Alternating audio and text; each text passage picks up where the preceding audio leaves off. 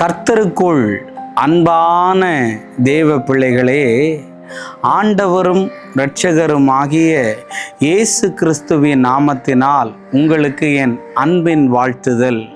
இந்த காலை நேரத்திலேயும் சங்கீதம் 34 அதனுடைய 7வது வசனத்தை வாசிக்கிறேன். கர்த்தருடைய தூதன் அவருக்கு பயந்தவர்களை சூழ பாளையமிறங்கி அவர்களை விடுவிக்கிறார் என்று எழுதியிருக்கிறத பார்க்க முடியும்.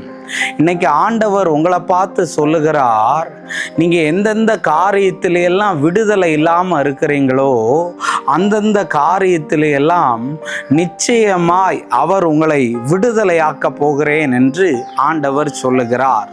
கர்த்தர் தமக்கு பயந்தவர்களை சூழ பாளையமிறங்கி விடுவிக்கிறார் என்று வேதத்தில் எழுதியிருக்கிறது.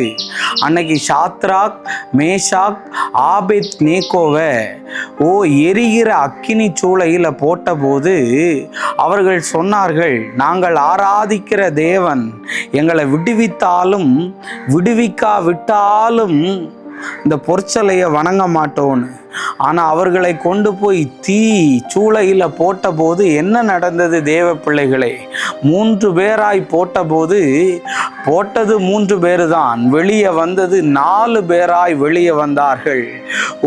இன்னும் ஒருவனுடைய சாயல் தேவ புத்திரருக்கு ஒப்பாக கண்டார்கள். பிள்ளைகளே, இன்னைக்கு உங்களை பார்த்து சொல்ல வரேன், நீங்க தீ சூளையில எரியிற மாதிரி சூழ்நிலையில கூட இருந்தா கூட இந்த பிரச்சனையில நான் தனித்தே நின்றுகிட்டு இருக்கிறேனே, எனக்கு யாரு விடுதலையை தருவார்னு சொல்லிக்கிட்டு இருக்கிற பாரு. நீ கர்த்தருக்கு பயந்தவனா, நீ கர்த்தருக்கு பயந்தவள்னா நிச்சயமாக கர்த்தர் அந்த பிரச்சனையில இறங்கி நின்று அந்த 3 வாலிபர்களை விடுவித்தது போல உங்களையும் இயேசுவின் நாமத்தினால கர்த்தர் விடுவிப்பார். அன்னைக்கு தானியேலை சிங்கத்தினுடைய குகையில கொண்டு போட்ட போது சிங்கம் பக்கத்துல இருந்தது. இன்னைக்கு என் பின்னாடி ஒரு சிங்கம் இருக்கு பாருங்க, சிங்கம் பக்கத்துல இருந்தது. ஆனா சிங்கத்தால தானியேலை ஒண்ணுமே செய்ய முடியல. ஏன்னா அவன் தேவனுக்கு பயந்தவனால தேவன் கட்ட வேண்டியதை கட்டிட்டார். இன்னைக்கு எனக்கு இந்த காரியத்துல விடுதலை இல்லை பிரதர், இந்த காரியத்துல எவ்வளவுதான் ஜோம் பண்ணி பார்க்குற எனக்கு விடுதலையே வரமாட்டுக்குன்னு சொல்றியா? இந்த மெசேஜ் ஒன்றை தேடி வருகிறது.